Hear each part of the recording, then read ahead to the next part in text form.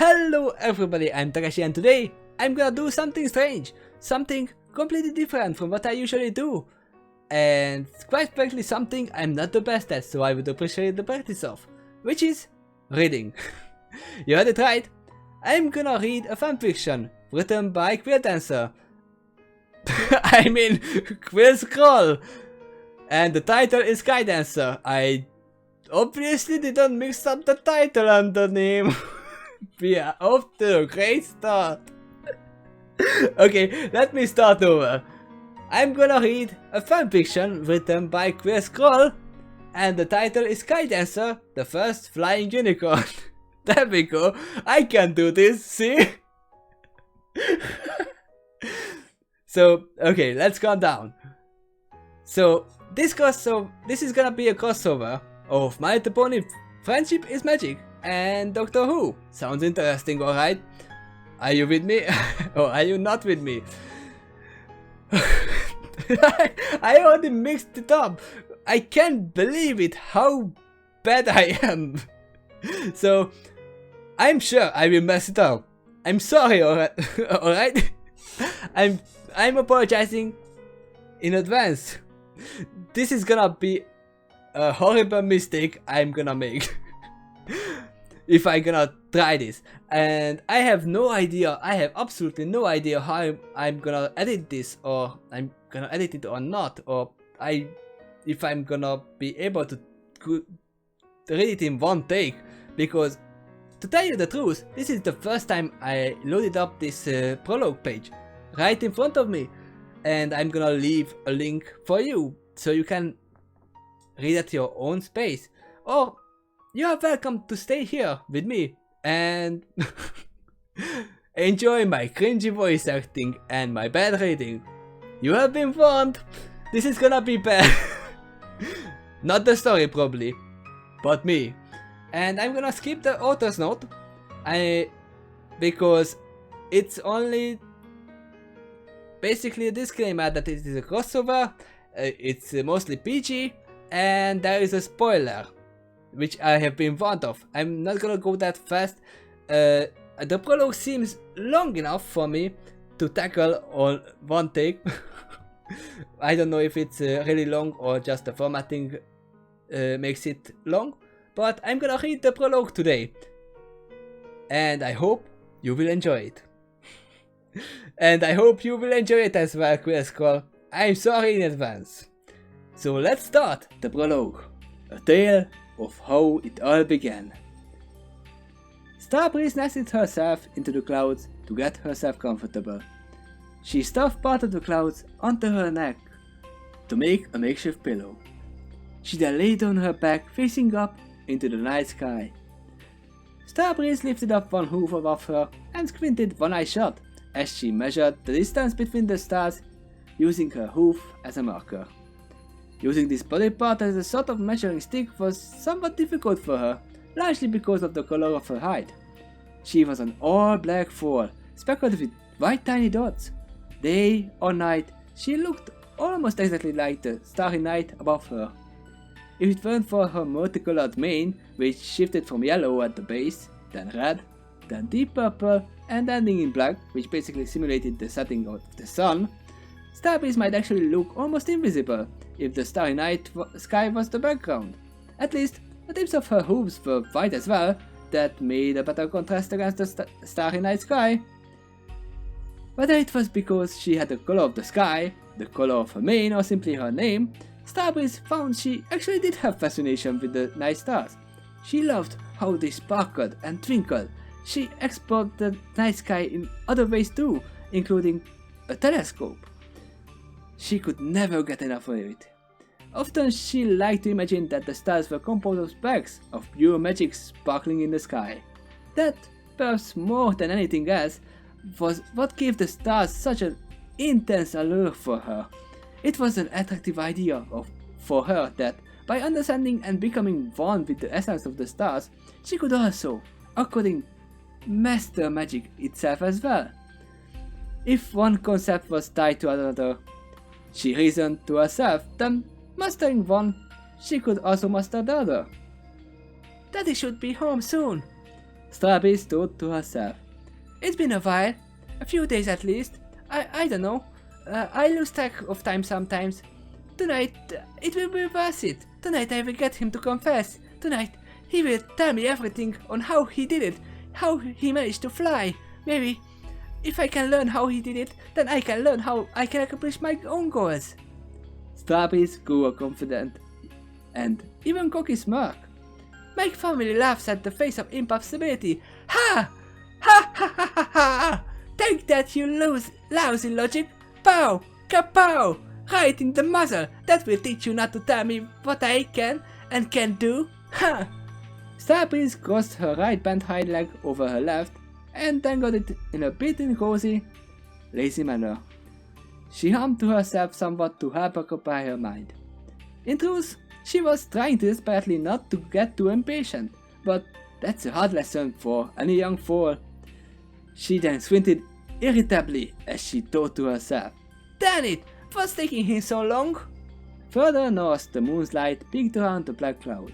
Well, black at least from the nighttime perspective. When the light touched her face, it drew her attention up to it for a brief moment.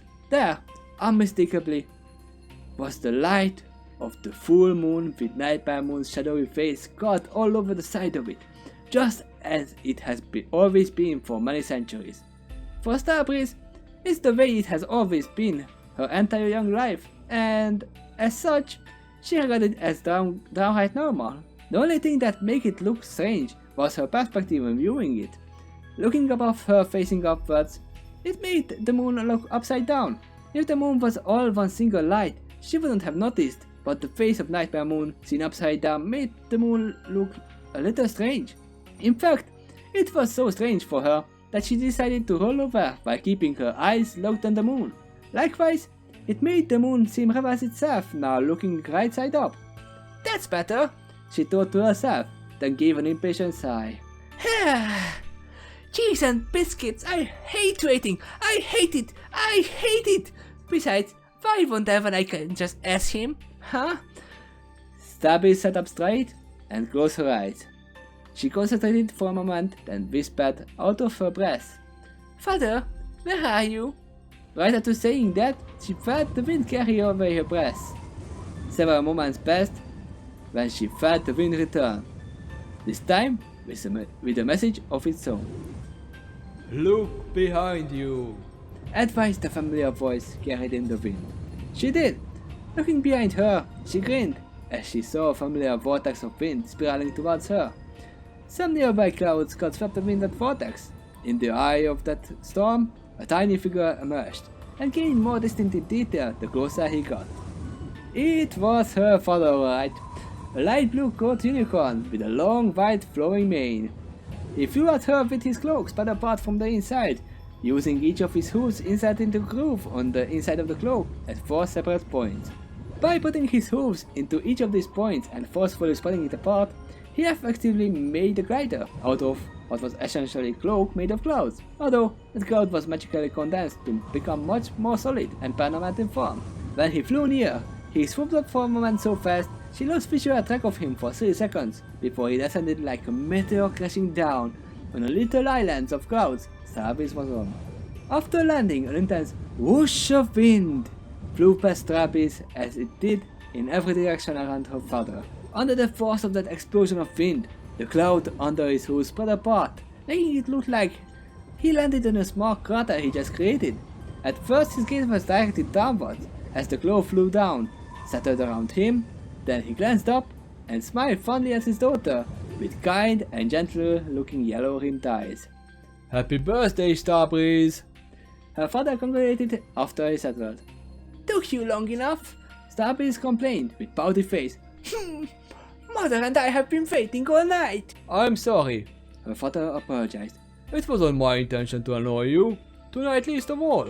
I'm here now. Let us commence with the festivities." "Now, that's what I like to hear." Starbreeze cheers. "Let's go!" She became merry. Her father trotted out of the crowded crater that he just created upon landing, except it seemed to regenerate back to normal after he trotted out of it. A subtle spiral fin signaled the cause of that act. It wasn't act so easy for him. His horn wasn't even glowing. Or perhaps it was, slightly, if it viewed up very closely. The sight of this wasn't a mystery to Starbreeze. Most other ponies would be perplexed at this, but it was just normal night for her. Instead of holding her attention on that, she happily pranced over to their home, which looked like a shack sticking out of the clouds. There was a lot hidden beneath that, however, since that shack was actually the top of an entire airship, which was currently just parked since it was off-season. Unlike normal Zeppelins, however, this airship was mostly made of clouds to hold it aloft, but it had solid construction within for the other passengers who were not Takeshy. Her father veered to his left so that his fast line joined with hers along the way back home. XOXO. That was delicious! Starbreeze cheered happily as she sat at her plate back on the table. Glad you enjoyed it. Happily responded her mother as she collected the empty plate with a sweep of her brown umber wing with black tips, a color scheme which was shared by her mane, tail and hooves. Unlike Starbreeze's father, her mother was quite a bit taller and larger. In fact, the comparison between the two seemed quite extreme, since her father was on the smaller side and her mother was on the larger side. Large but lean, with her mother's muscles tightly compact across her body. There was a lot of power behind those hooves. If any pony felt its full impact, they would not likely continue to have a good day. Considering we only have this moment to share this together as a family on this most auspicious day, I'm glad to say we have at least this time to spend it together. You are leaving tonight? Already? Starbreeze's father asked her mother with moderate amounts of surprise. Clearly he wasn't shocked, but he didn't exactly expect this either. He also sounded a bit disappointed. He just got back himself an hour ago after all. Yes, I have to, Starbreeze's mother confirmed as she delivered Starbreeze's empty plate over to the sink via a straight wing, then unceremoniously dumped it into the sink. I was a little surprised as well that they called me in for another shift this soon, but they did. When that occurs, I cannot delay. Lives are potentially on the line. Starbreeze's mother looked back to look at her father with brown-rimmed eyes. You know how it is. Starbreeze's father frowned just as he said, All too well, I am afraid. My work is convenient but rarely as essential as yours, at least potentially. Starbreeze's mother looked taken aback. Not essential? Your work is weather control all across Agressia, not to mention occasional dignitaries and passengers we deliver on this little boat of ours. The work they do can be quite important, and a speedy delivery could actually save lives sometimes. Okay. Starbreeze's father relented with an upraised hoof, to suspend any further debate. Point taken, but remember, your job more directly concerns security. That and all other stuff you do. Yeah, Starbreeze's mother agreed as she looked at the sink with thoughtful gaze. All the other stuff I do. There was a moment of silence between the three for a few moments. Then father asked his daughter, So, my little sunshine, what did you wish for? Starbreeze grinned at her father. That question was just the line of opening she was hoping for. I wished I could cast magic, like you, father. Starbreeze boldly declared. Father passed mother a cold grin because of that statement. Given his history, that statement was actually quite ironic. Mother passed the same look back to father, equally amused for the same reason. Interesting declaration. Starbreeze's father mused as he looked back at his daughter. What you asked for most other ponies would regard as impossible. But we don't know the meaning of the word, do we? Starbreeze returned with cocky smirk. I mean, you flew, right? There was a time where most ponies would have regarded that as impossible as well. Your father flies using his magic and his cutie mark talent to assist him, her mother announced. That's why he can do it. You, on the other hoof, can't grow a horn where there is none to begin with. Now hold on there. Father told mother in a cautious tone. There are many forms of magic. Some she could master. If my light taught me anything, it's that anything is possible. But not everything, mother reminded. If that were true, we wouldn't have any regrets, now would we? That question deflated father's enthusiasm. He looked down a bit, in depression, as he said. True. That's all true. After another silent moment between the three of them, it was broken first by Mother after a sigh. What if any pony has experience in defying expectations? It's certainly you, Mother said in a relenting tone. That's why I want to know how you did it, Starbreeze declared as her look shifted from her mother to her father. And this time, I want the whole story and want it tonight. Tonight is your bedtime. Mother lightly scolded in a reminding tone. But I can't sleep, Starbreeze complained as she dropped her face into the table and rubbed both of her upper hooves above her head. This question is killing me. You defied the impossible. Starbreeze looked up at her father. You proved that anything can be done. So why is my wish so different? You wanted to fly more than anything else in your life, and you did. Is my dream impossible? What did your role models tell you when you were 4? Considering what you have accomplished since then, I really doubt they told you just to give up and settle. Depends on who you ask, Mother said with a chuckle and a smirk. Shortly after she said that, she sighed again, and then said in a relenting tone, I suppose she does have the right to know, since she's our daughter and all. We always did plan to tell her anyway, and it's your turn to take care of her, as we agreed. If I can take care of her, and you can, since you are here and I'm about to take off, I will leave the decision up to you. It's your story after all. You choose how you wish to share it, and to whom. Meanwhile, I have to take off. See ya! She strolled to her daughter to kiss her on her forehead. Happy birthday again, sweetheart. I see you again probably sometime in the morning, unless the two of you end up staying up all night and pass out in the morning. I'm sure you will do that. Actually, my story could end up taking several days. Father theorized. I was thinking I could take her out camping like I used back in the day. Who knows? Father shrugged. Going there on my old stomping grounds might help her connect with her gift too, just as it had with mine. If anything, it might serve as some kind of inspiration.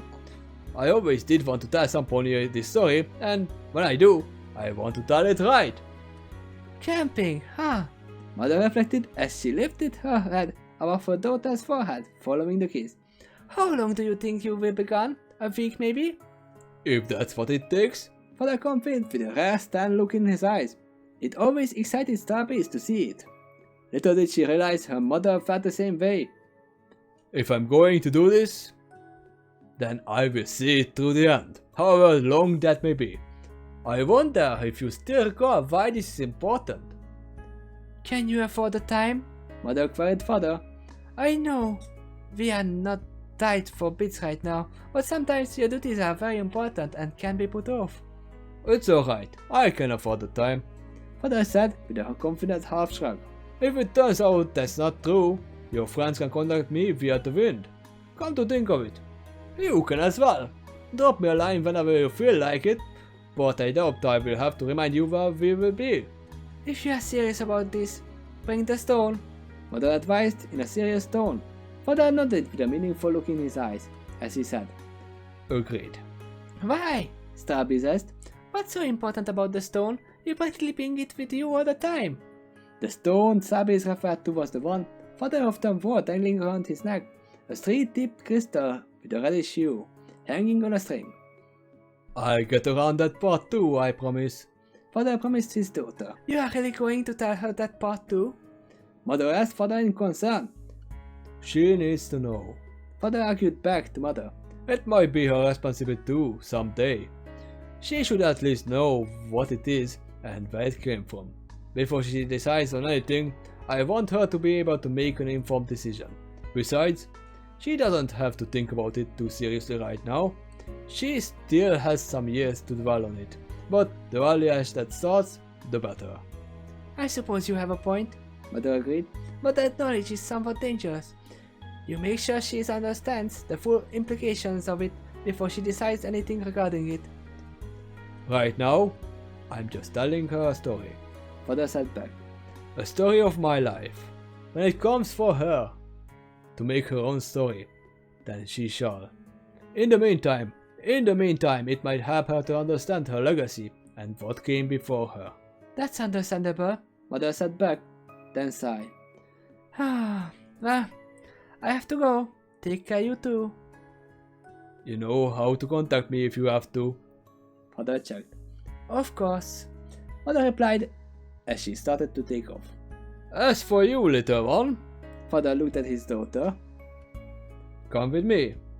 If you are going to hear this story to the full, I want to bring you someplace special to me.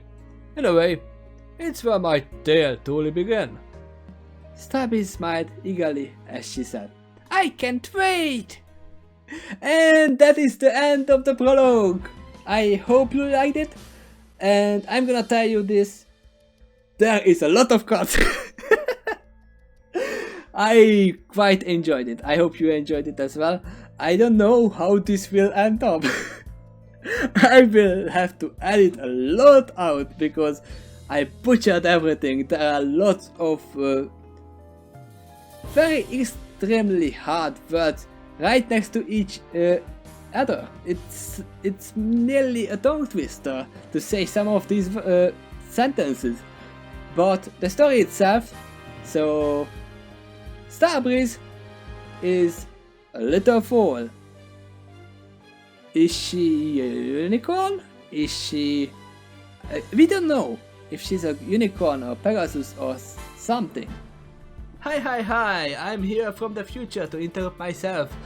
And I have talked about Quill Scroll about this issue, and we confirmed that it was not mentioned in the prologue whether if Skydancer was a Pegasus, a unicorn, or a nurse pony. It was mentioned that she doesn't have a horn, but it wasn't confirmed that she is a Pegasus. She is. It was mentioned in the description of the story, but he has fixed it, and now it mentions that she has wings. So, thank you for that.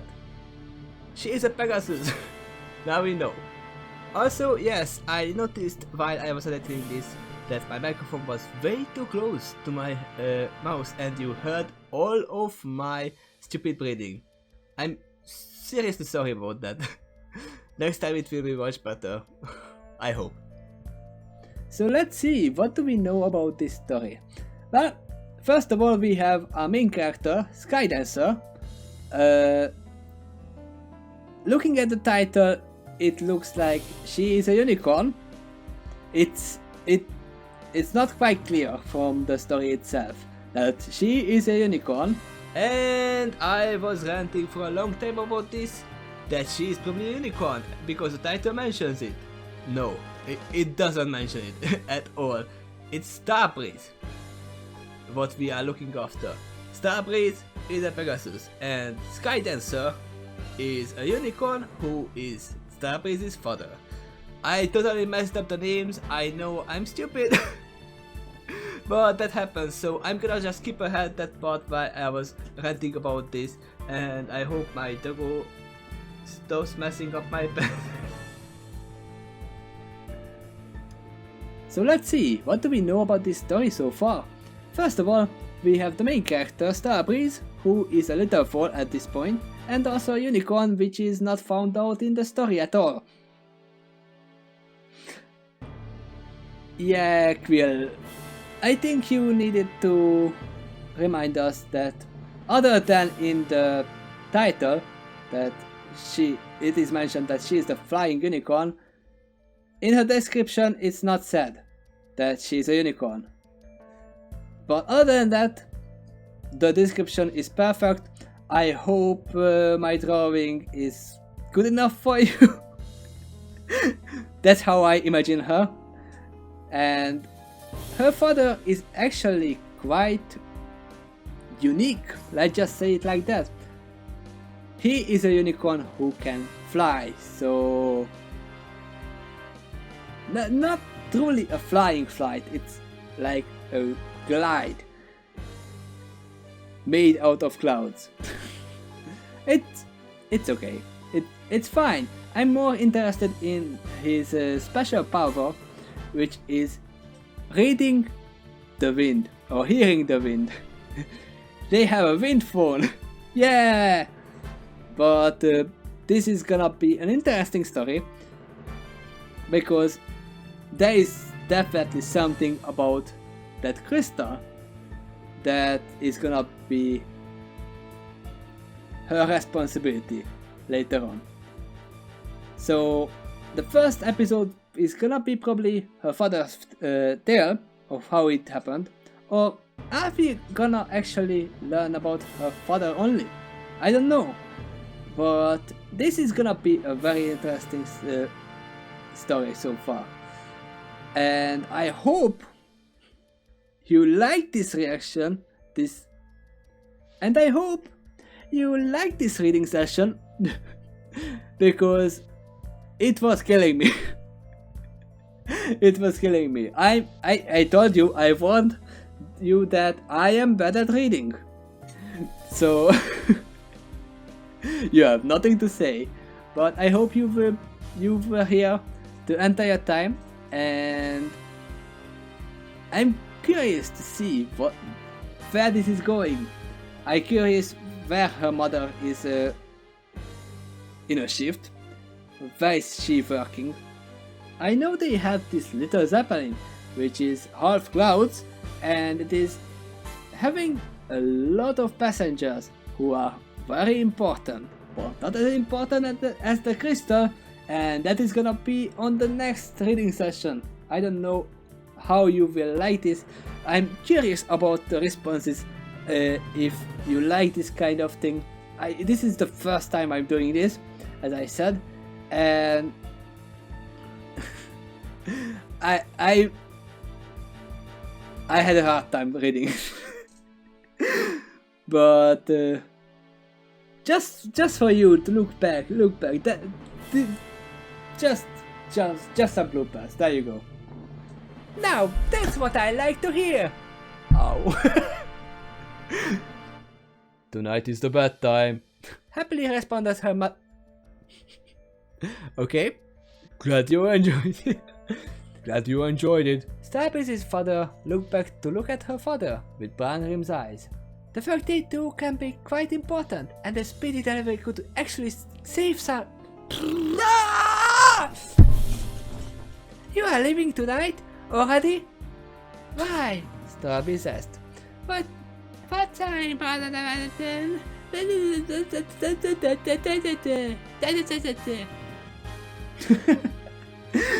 So yes, this was not very fluid.